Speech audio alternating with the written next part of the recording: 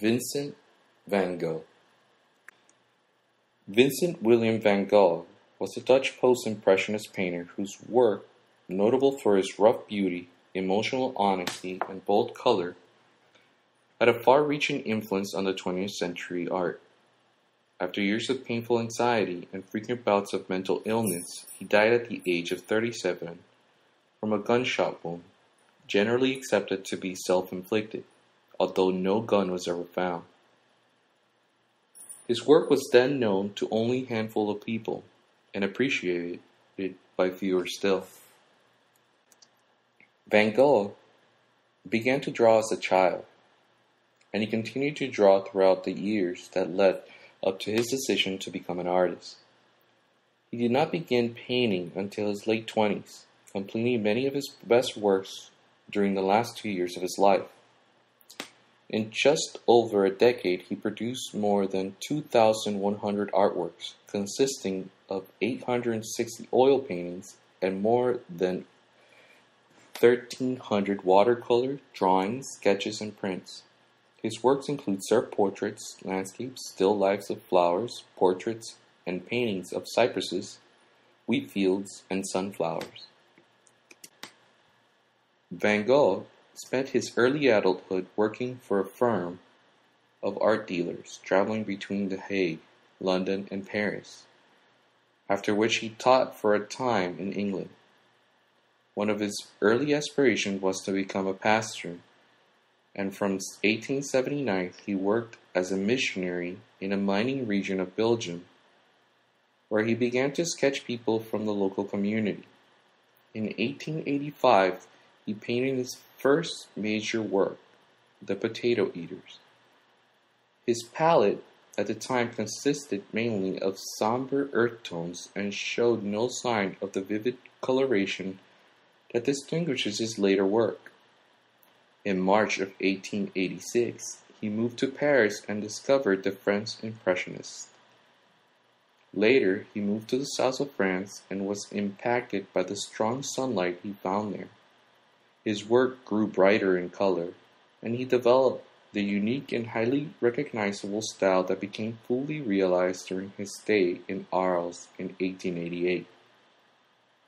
The extent to which his mental health affected his painting has been subject of speculation since his death.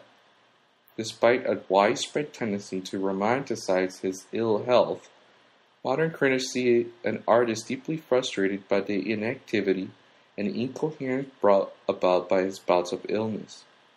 According to art critic Robert Hughes, Van Gogh's late works show an artist at the height of his ability, completely in control and longing for concision and grace.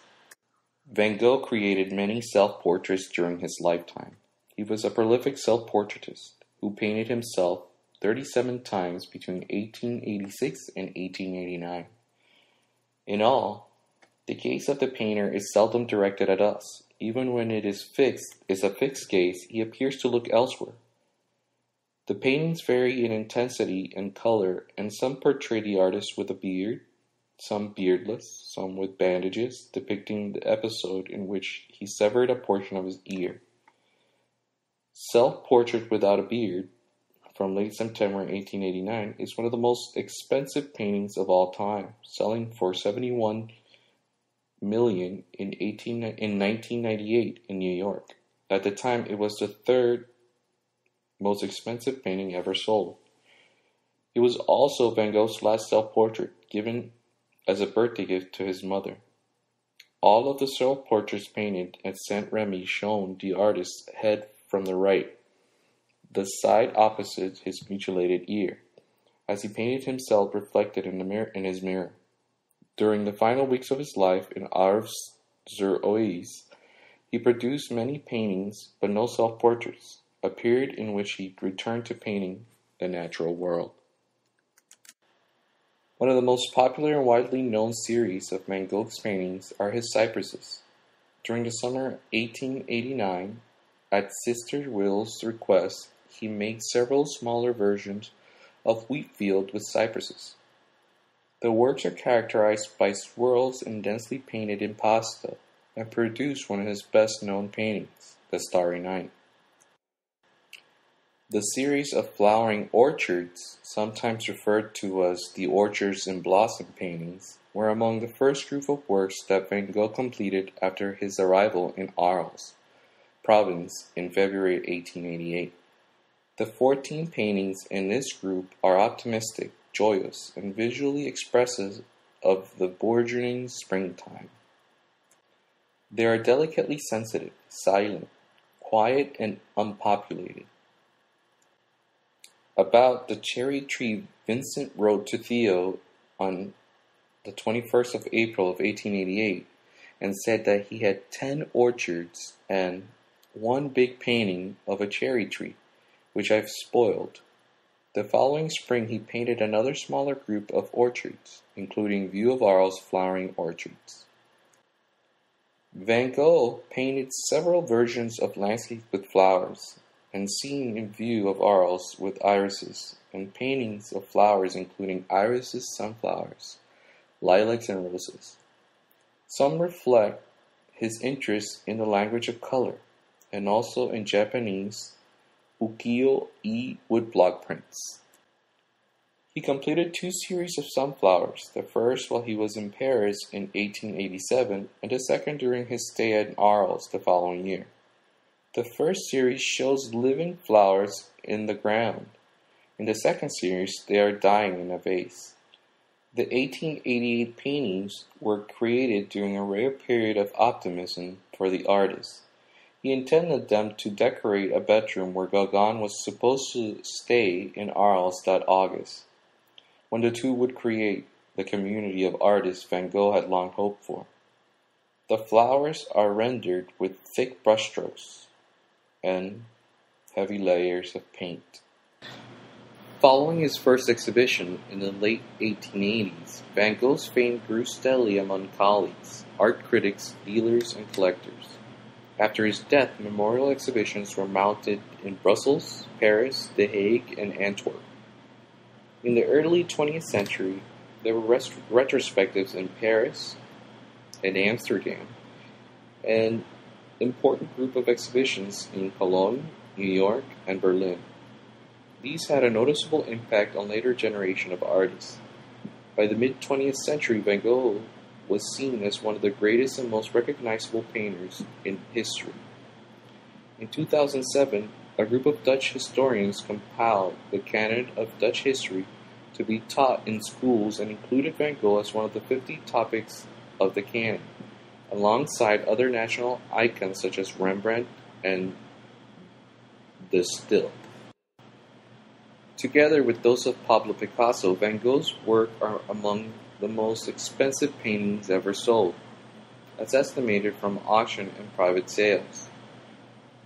Those sold for over 100 million, today's equivalent, include Portrait of Dr. Gachet, Portrait of Joseph Rouland, and irises. A wheat field with cypress was sold in 1993 for 57 million, a spectacularly high price at the time, while his self-portrait with bandaged ear was sold privately in the late 1990s for an estimated 80 million. In his final letter to his brother Theo, Vincent admitted that as he did not have any children, he viewed his painting as his progeny. Reflecting on this, the historian Simon Schama concluded that he did have a child, of course. Expressionism, and many, many heirs. Schama mentioned a wide number of artists who have adapted elements of Van Gogh's style, including William de Kooning, Howard Hodgkin, and Jackson Pollock. The Fauves extended both his use of color and freedom in application, as did German Expressionists of the Die Brücke group, and as other early modernists. Abstract Expressionists in the 1940s and 50s is seen as inspired from Van Gogh's broad gestural brushstrokes. In the words of art critic Zu Hubbard, at the beginning of the 20th century, Van Gogh gave the Expressionists a new painterly language that enabled them to go beyond surface appearance and penetrate deeper essential truths. It is no coincidence that at this very moment Freud was also mining the depth of that essential modern domain, the subconscious. This beautiful and intelligent exhibition places Van Gogh where he firmly belongs, as the trailblazer of modern art.